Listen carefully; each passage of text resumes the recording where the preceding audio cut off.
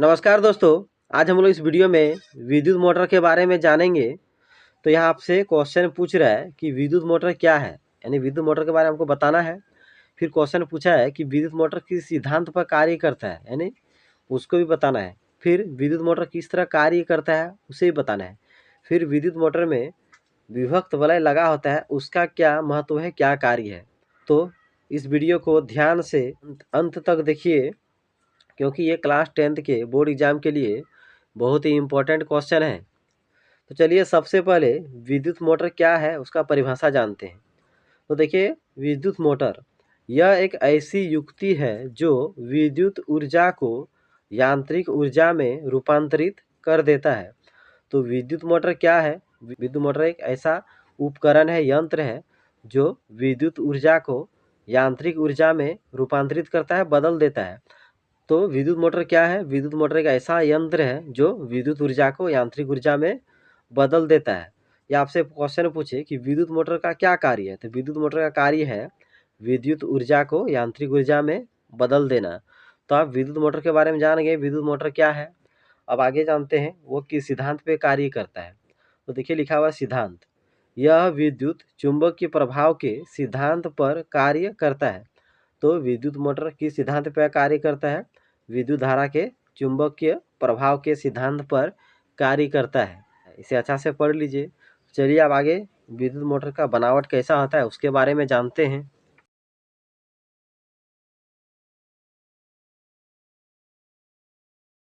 तो देखिए बनावट, इसमें ABCD आयताकार एक कुंडली होती है।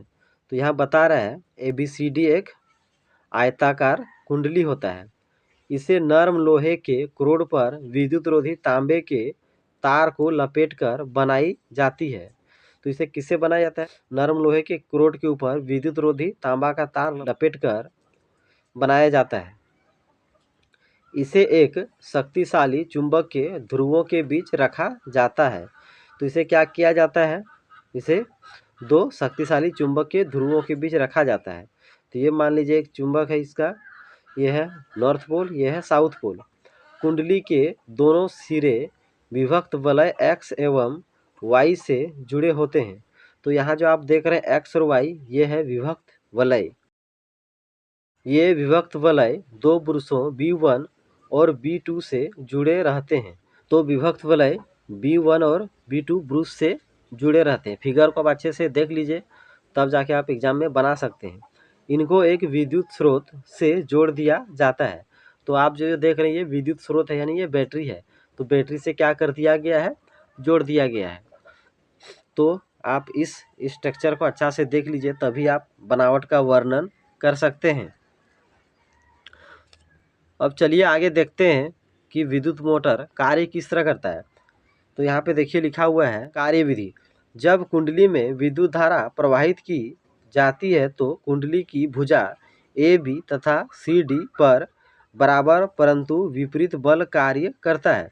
तो जब यहाँ पे स्विच ऑन कर देंगे, इससे विद्युत धारा प्रवाहित होने लगेगा। जब विद्युत धारा प्रवाहित होगा तो AB भुजा और CD भुजा दोनों पर बल लगता है, लेकिन विपरीत दिशा में बल लगता है। यह एक भाग को ऊपर तथा दूसरे भाग को नीचे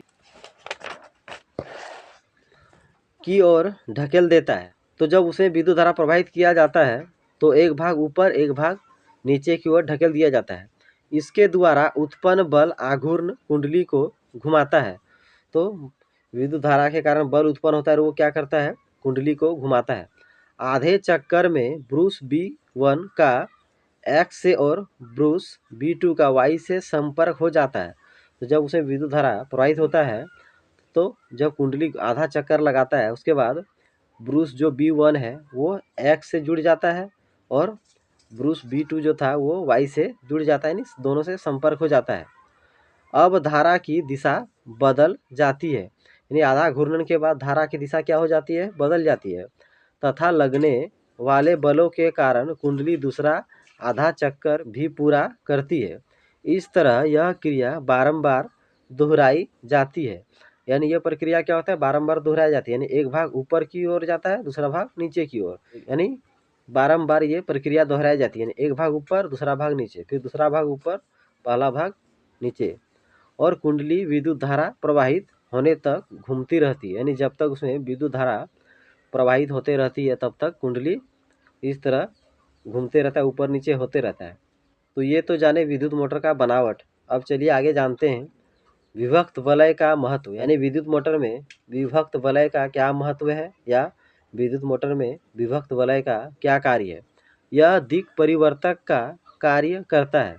तो विद्युत मोटर में विभक्त वलय का क्या काम है, दिक् परिवर्तक करने का कार्य करता है। यानी विभक्त वलय विद्युत धारा की दिशा को बदलने का कार्य करता है।